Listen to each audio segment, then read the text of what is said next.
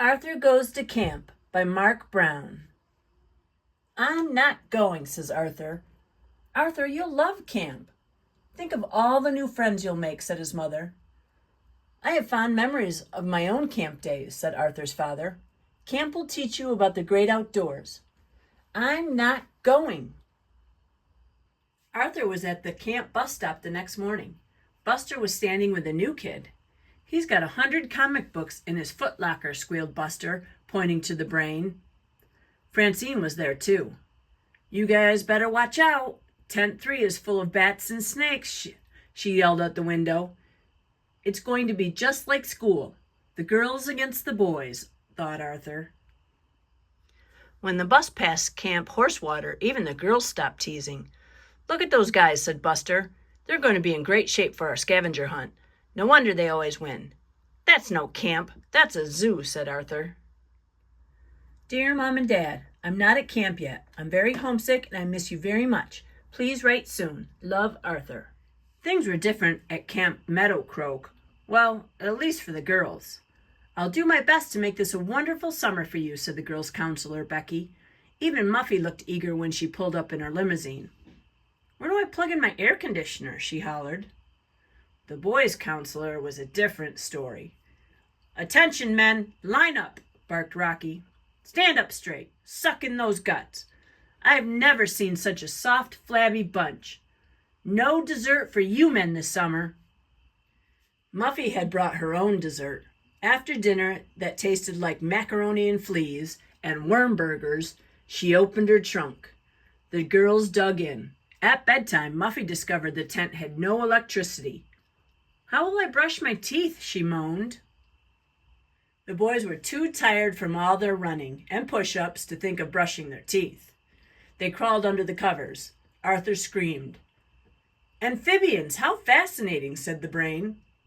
No, they're frogs, said Buster. Just wait until we get hold of those girls, said Arthur. Dear Mom and Dad, camp is terrible, just like I thought. The food is bad, and I'm still very homesick. Please come and get me. Love, Arthur. Let's see you do the dead man's float, Buster. Have a good trip, Brain.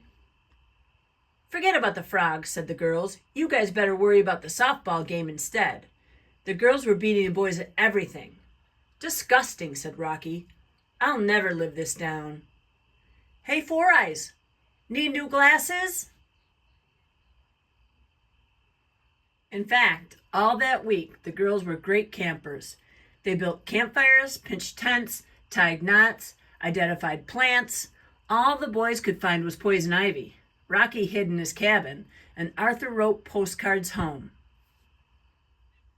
Dear Mom and Dad, I miss you and I cried when I read your letter. When are you coming to get me? Camp is gross. Love, Arthur. Arthur had a lot to write about. The frogs in his bed were bad enough, but now really weird things were happening. The girls thought the boys threw a smoke bomb into their tent. The boys thought the girls took all their clothes. But one night, everybody heard strange noises and footsteps in the woods. It had to be someone else. Dear Mom and Dad, this place gives me the creeps.